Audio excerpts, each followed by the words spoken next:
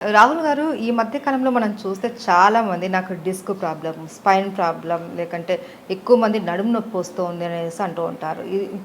ఒకప్పుడైతే ఎక్కువగా ఒక ఏజ్ దాటిన తర్వాత 50 ఇయర్స్ తర్వాత మనం వినేవాళ్ళము. కానీ ఇప్పుడు అలా కాదు.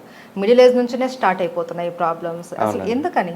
బేసికల్‌గా ఇప్పుడు మన life style, diet and nature of work అనుకోవచ్చండి. ఎందుకంటే అంతకుముందు మనం చేసే పనులన్నీ ఫిజికల్ వర్క్ ఎక్కువ చేసేవాళ్ళం మనం. అండ్ డైట్, న్యూట్రిషన్స్ కూడా మంచిగా దొరికేది. సో ఇప్పుడు నేచర్ ఆఫ్ జాబ్ మోస్ట్లీ మనం సిట్టింగ్ ప్రొఫెషనల్స్‌ని ఎక్కువ చూస్తున్నాము. At the same time work station ప్రాపర్‌గా లేకపోవడం. ఇన్ ద సెన్స్ మనం మనం మన ఏదైతే ఎర్గనామిక్స్ అంటాం, మన చైర్స్ కానివ్వండి, వర్క్ స్టేషన్ అరేంజ్మెంట్స్ కానివ్వండి, ఇవి ప్రాపర్గా లేకపోవడం. దాంతోపాటు సర్జరీస్ కూడా చాలా ఇంపార్టెంట్ కీ రోల్ ప్లే చేస్తున్నాయి. ఇప్పుడు ఫీమేల్స్లో చూసుకుంటే సిజరియన్స్, ప్రెగ్నెన్సీ, ఈ సి సెక్షన్స్ తర్వాత వచ్చే స్కార్, ఆడేషన్స్ ఫామ్ అవ్వడం. So there are n number of reasons అన్నమాట స్పైన్ రిలేటెడ్ ఇష్యూస్ రావడానికి. సో మనం స్పెసిఫిక్గా మన దగ్గరకు వచ్చిన కేస్ని కనుక అసెస్మెంట్ చేసి చూస్తాం కదా. సో వాళ్ళు చేసే అంటే మనం ఎప్పుడైతే ప్రాపర్ అసెస్మెంట్ ద్వారా వెళ్తూ ఉంటామో, సో వాళ్ళకి ఎందువల్ల వచ్చి ఉంటుంది ఈ ప్రాబ్లం అనేది వాళ్ళ మల్టిపుల్ అసెస్మెంట్ టూల్స్ని మనం యూజ్ చేసినప్పుడు మనకి ఒక కంక్లూజన్కి రావడం జరుగుతుంది అన్నమాట. So there are n number of reasons problems ఇలా రావడానికి. అయితే రాహుల్ గారు, బేసిక్‌గా నడుము నొప్పి అన్నది కామన్. ఎవరికైనా వస్తూ ఉంటుంది. కొద్దిగా ఎక్కువ టైర్డ్ అయినా, ఎక్కువ వర్క్ చేసినప్పుడు. అయితే సాధారణంగా వచ్చే నడుము నొప్పికి లేదంటే డిస్క్‌లో ఏదైనా ప్రాబ్లమ్ ఉండి వచ్చే నడుము నొప్పికి తేడా ఏంటి? మనం ఎలా ఐడెంటిఫై చేయాలి? సో ఇప్పుడు మనం నార్మల్గా ఏదైనా ఓవర్ స్ట్రెయిన్ అయినప్పుడు, మనకి ఏదైనా అలవాటు లేని పని చేసినప్పుడు కానివ్వండి, లేదంటే ఎక్కువ స్ట్రెస్ లెవెల్స్ పెరిగినప్పుడు, హెవీ వెయిట్స్ ఏదైనా లిఫ్ట్ చేసినప్పుడు ఏదైనా పెయిన్ వస్తుంది. వచ్చిన తర్వాత కాసేపు ఉండి 1-2 డేస్ ఉండి వెళ్ళిపోయింది, మళ్ళీ ఎప్పుడు రాలేదు అంటే దట్ ఈస్ ఓకే, ఫైన్. కానీ ఎప్పుడైతే మనకి ఈ డిస్క్ లోపల అరుగుదల అనేది జరుగుతుందో, లోపల ఫ్లూయిడ్ బయటికి రావడం, అక్కడ ఆ డిస్క్లో ఉండే ఫ్లూయిడ్ అలా గట్టిగా అయిపోయి పక్కన ఉండే స్ట్రక్చర్స్ని ఇరిటేట్ చేయడం, సో దానివల్ల లోపల స్ట్రక్చర్ వీక్ అవ్వడం జరుగుతుంది. సో ఇలాంటి కండిషన్స్లో వాళ్ళు ప్రతి చిన్న పని చేసినా, లేదంటే కొంచెం స్ట్రెస్ లెవెల్స్ పెరిగినా, లేదంటే ఏదైనా ఓవర్ సిట్టింగ్ అయినా, లేదంటే ముందుకు వంగి కాసేపు పని చేసినా కానీ, ఇలా ప్రతి దానికి ఆ పర్టికులర్ ఏరియాలో పెయిన్ రావడం నడుము దగ్గర, లేదంటే అక్కడి నుంచి కిందికి కాళ్ళు లాగడం అనేది జరుగుతూ ఉంటుంది. సో మళ్ళీ కాసేపు రెస్ట్ తీసుకుంటే మళ్ళీ పెయిన్ వెళ్ళిపోవడం. సో ఈ పెయిన్ చాలా ఫ్రీక్వెంట్గా, intensity and frequency of pain ఏదైతే అంటాం కదా, సో రెండిట్లో మనం చాలా ఎక్కువ చూస్తూ ఉంటాం అన్నమాట.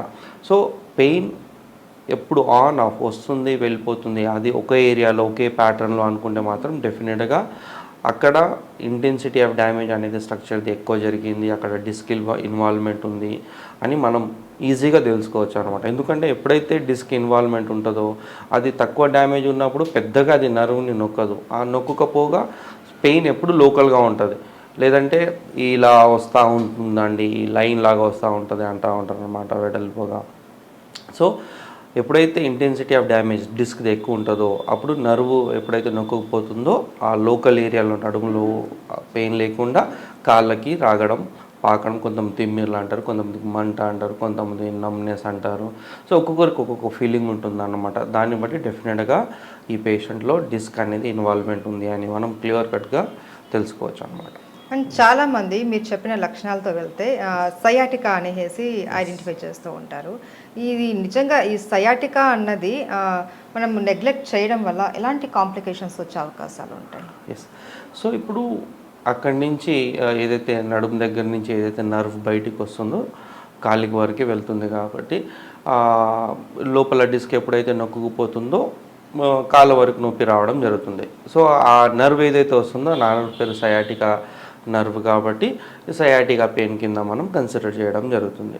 సో ఎప్పుడైతే ఇంటెన్సిటీ ఆఫ్ డ్యామేజ్ ఎక్కువ అవుతుందో, మనకి అంతకుముందు మనకి నడుము దగ్గరే ఉండే నొప్పి కాస్త ఇంటెన్సిటీ ఆఫ్ డ్యామేజ్ డిస్క్ది ఎక్కువ అయినప్పుడు సయాటికా లాగా పెయిన్ లాగా వస్తుంది అని అనుకున్నాం. అదే ఇంటెన్సిటీ ఆఫ్ డ్యామేజ్ ఎక్కువ అయినప్పుడు కాళ్ళల్లో తిమ్మిర్లు, మంటలతో పాటు వీక్నెస్ స్టార్ట్ అయిపోతుంది. వీక్నెస్ అంటే వాళ్ళు కాళ్ళు లేపలేకపోవడం, దాని మీద బరువు వేసుకోలేకపోవడం, నిలబడలేకపోవడం, నడవలేకపోవడం, అంత వీక్నెస్ అనేది రావడం జరుగుతుంది. దాంతోపాటు కొంతమందికి యూరిన్ ఆగిపోవడం జరుగుతుంది. యూరినరీ ఇన్కాంటినెన్స్ అంటాము. యూరిన్ని కంట్రోల్ చేయలేకపోవడం, బ్లాడర్ నిండినా కానీ వాళ్ళకి సెన్సేషన్ లేకపోవడం, దాంతోపాటు వాళ్ళకి తెలియకుండానే యూరిన్ అనేది లీక్ అవ్వడం జరుగుతుంది. సో ఇలాంటి సిచ్యువేషన్స్లో డెఫినెట్గా సర్జరీకి వెళ్ళే కేసెస్ అంటాం అన్నమాట. ఇవి వర్స్ట్ కేసెస్. సో ఎప్పుడైనా ఏదైనా ప్రాబ్లం మనకి స్టార్ట్ అయినప్పుడు పెయిన్, డిస్కంఫర్ట్, మన బాడీది అలారం సిస్టమ్ అంటాం, మన బాడీది ఫ్రెండ్స్ అంటాం, లోపల ఏదైనా స్ట్రక్చర్ డ్యామేజ్ అవుతుంది అంటే మన బాడీ మనతో పెయిన్ త్రూ కమ్యూనికేట్ అవుతుంది. సో మనం పెయిన్ని తగ్గించడానికి ఎలాంటి మందులు లేదంటే టెంపరీ రెస్ట్ తీసుకోవడము, అంటే పెయిన్ని తగ్గించడానికి మన దగ్గర వందల కొద్ది మార్గాలు ఉన్నాయి. కానీ మనకు కావాల్సింది పెయిన్ని తగ్గించడం కాదు. మనకి పెయిన్ ఎందుకైతే వస్తుందో మనం దాన్ని ఫైండ్ అవుట్ చేసి ఆ రూట్ కాజ్ మీద మనం వర్కౌట్ చేయగలిగితే, రూట్ కాజ్ ఎందువల్ల అయితే పెయిన్ వస్తుందో అది బాగా అయినప్పుడు, ఆ స్ట్రక్చర్ హీల్ అయినప్పుడు, స్ట్రెంగ్త్ అయినప్పుడు పెయిన్ అనేది ఆటోమేటిక్గా వెళ్ళిపోయే అవకాశం ఉంటుంది. పెయిన్ని తగ్గించాల్సిన అవసరం లేదు. ఎందుకంటే పెయిన్ అనేది సిమ్టమ్ ఆఫ్ ది ప్రాబ్లం. ఒక ప్రాబ్లం లోపల ఉంది అని మన బాడీ మనతో ఇండికేట్ చేస్తుంది. సో ఇలాగా మనం ఎప్పుడైతే రూట్ కాజ్ని అడ్రస్ చేస్తామో పెయిన్ ఆటోమేటిక్గా వెళ్ళిపోయే అవకాశం ఉంటుంది. కాబట్టి మనం ఇలాంటి సిచ్యువేషన్స్లో ఉన్నప్పుడు as early as possible problem మనకు స్టార్ట్ అయినప్పుడే మనం దాన్ని ప్రాపర్గా ఒక ఫిజియోథెరపిస్ట్ దగ్గరికి వెళ్ళి దాన్ని ప్రాపర్గా అసెస్మెంట్ చేసుకొని అసలు ఎందుకు పెయిన్ వస్తుందని థెరపిస్ట్ చెప్పడం జరుగుతుంది, ఫిజియోథెరపిస్ట్. సో సివియారిటీని బట్టి మనం కొన్ని సెషన్స్ ప్లాన్ చేయడం జరుగుతుంది. దాంతోపాటు life style modification, exercises, diet and nutritions కూడా మనం ఇవ్వడం జరుగుతుంది. దానివల్ల కొన్ని సెషన్స్ ఇచ్చిన తర్వాత ఇచ్చే కొద్దీ లోపల ప్రాబ్లం క్లియర్ అయ్యే కొద్దీ పెయిన్ కూడా తగ్గుకుంటూ రావడం జరుగుతుంది. అయితే రాహుల్ గారు, మేము విన్నాము అశోక ఇంటర్నేషనల్ పెయిన్ మేనేజ్మెంట్ సెంటర్లో ఈ పెయిన్ రిలీఫ్కి సంబంధించి అడ్వాన్స్డ్ ఎక్విప్మెంట్ ఉన్నది అనేసి విన్నాము. ఎలాంటి ఎక్విప్మెంట్ ఉంది, దాని ట్రీట్మెంట్ విధానం ఎలా ఉంటుందో చెప్తారా? సో మనం చేసే ట్రీట్మెంట్ పెయిన్ని తగ్గించేది కాదండి. లోపల ఏదైతే స్ట్రక్చర్ డ్యామేజ్ అయిందో దాని అలైన్మెంట్ని కరెక్ట్ చేసుకొని, దాన్ని రిపేర్ చేసుకొని, ఆ స్ట్రక్చర్ని దాన్ని ఎలా స్ట్రెంత్ చేసుకోవాలి, ఎలా మెయింటైన్ చేయాలి అనేది మనం పేషెంట్కి చెప్పడం జరుగుతుంది. సో మనం ట్రీట్ చేసేటప్పుడు చాలా హోలిస్టిక్ అప్రోచ్తో ట్రీట్ చేయడం జరుగుతుంది. మన దగ్గర ఏదైతే ఎవిడెన్స్ బేస్డ్ ట్రీట్మెంట్ ప్రోటోకాల్స్ అంటాం కదా, ఆల్ ఓవర్ వరల్డ్లో ఏదైతే ఉందో దాన్ని మనం ఇక్కడ అప్లై చేయడం జరుగుతుంది. దాంట్లో మనం ట్రీట్ చేసేటప్పుడు it is not only modality, it is a combination of approach అంటాం. దాంట్లో మాన్యువల్ థెరపీ ట్రీట్మెంట్ టెక్నిక్స్ ఉంటాయి, కైరోప్రాక్టిక్ మ్యానిపులేషన్స్ అంటాం, జాయింట్ మ్యానిపులేషన్స్ అంటాం, మొబిలైజేషన్స్ అంటాము, నర్వ్ మొబిలైజేషన్స్ అంటాం, స్పైన్ మొబిలైజేషన్స్ అంటాం, దాంతోపాటు మజిల్ స్ట్రెంథనింగ్ ఎక్సర్సైజెస్ అంటాం, వర్టిబ్రల్ ఎలాంగేషన్ ఎక్సర్సైజెస్ అంటాం. సో ఇలా డిఫరెంట్ అంటే ట్రీట్మెంట్ అప్రోచెస్తోని మనం మన పేషెంట్స్కి ట్రీట్ చేయడం జరుగుతుంది, మాన్యువల్ అడ్జస్ట్మెంట్స్తోని. దాంతోపాటు ఈ ఎలక్ట్రోథెరపీలో కొన్ని అడ్వాన్స్ మొడాలిటీస్ ఉంటాయి. హై పవర్ లేజర్ అంటాం, 15 వాట్స్ లేజర్ ఉంటుంది మన దగ్గర జూబ్లీ హిల్స్ బ్రాంచ్లో, విచ్ ఇస్ ఇంపోర్టెడ్ లేజర్స్, చట్నోకా కంపెనీవి. దాంతోపాటు ఈ షాక్ వేవ్స్ ఇస్తాం లోపల అడేషన్స్ని బ్రేక్ చేయడానికి, ఆర్పిఎంఎస్ అంటాం, రిపిటేటివ్ పెరిఫెరల్ నర్వ్ స్టిమ్యులేషన్స్ అని.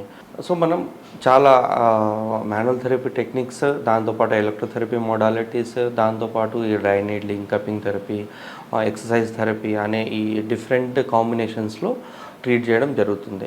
సో దీంతోపాటు మన పేషెంట్స్కి ఎప్పుడైతే ఈ life style modifications plus frequent intervals తీసుకోమని వాళ్ళని సజెస్ట్ చేయడం జరుగుతుందో, ఎక్సర్సైజెస్ ఎలాంటి ఎక్సర్సైజెస్ చేయాలి, ఎలా వాళ్ళ అంటే ఎక్సర్సైజ్ని ఎంత ఫ్రీక్వెంట్గా చేయాలి అనేది వాళ్ళకు కూడా గైడ్ చేయడం వల్ల మనం ఒక ప్యాటర్న్ ద్వారా మన క్లయింట్స్కి ట్రీట్ చేసుకుంటూ వస్తాం. కాబట్టి లోపల స్ట్రక్చర్ ఎప్పుడైతే బాగా అవడం మొదలవుతుందో పెయిన్ అండ్ డిస్కంఫర్ట్స్ ఆటోమేటిక్గా తగ్గుకుంటూ రావడం జరుగుతుంది.